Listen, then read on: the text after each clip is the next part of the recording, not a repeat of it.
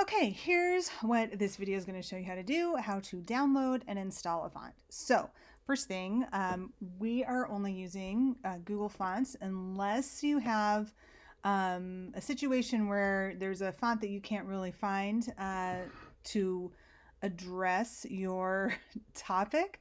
But I want to show you a couple of things about Google Fonts and what you can do.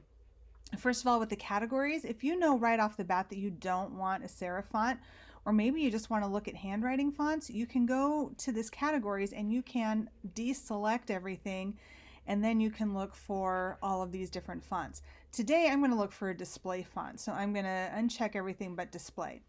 The other thing that you can do if you wanted to is you could identify what you want about your font properties. So for example, if you know that you want a slant, you can check that. You can see there's only one there. If you know you want it to be pretty thick, and you can adjust that thickness up or down, and it's going to give you some options there if you want it small.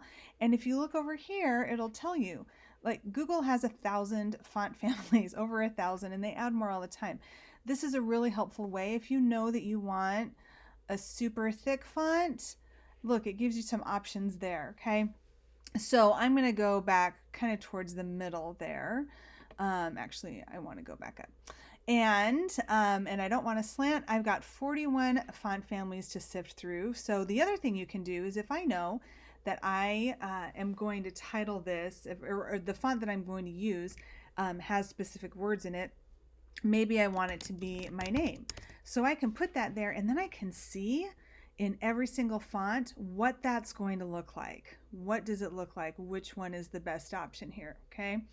And so as I skim through here, I really am not a fan of most of these for my name. Oh, I like this one kind of. So I'm going to go here to a Lily Script one, and I'm going to click on that. And then up here, I'm going to go to Download Family. And what that does is that it opens a zip file. This is why it's important for you to use Chrome, because then you don't have to go searching for the file. It just pops right up here. I go there, and what it's going to do is it's going to open in my downloads folder. And so I'm going to double click on that folder, and what I'm looking for is the TTF file. And so I double click that and it pops it up, and then I'm going to click Install Font.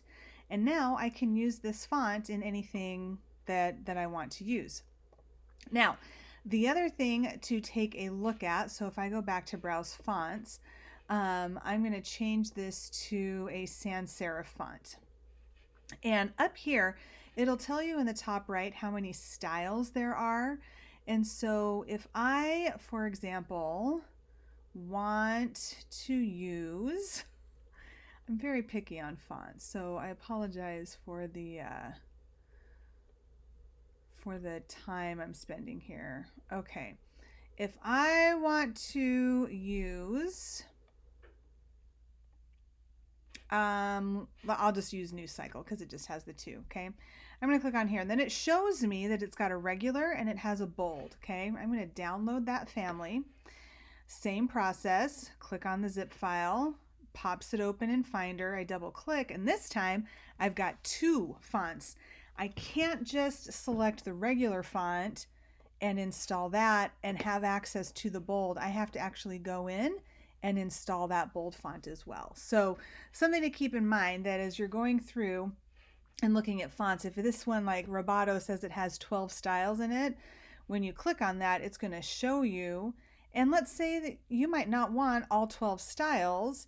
You can just select one of the styles. But if you want the whole family, click there, and then you can just go through, double click on the file, and install the font. So that is how you install fonts.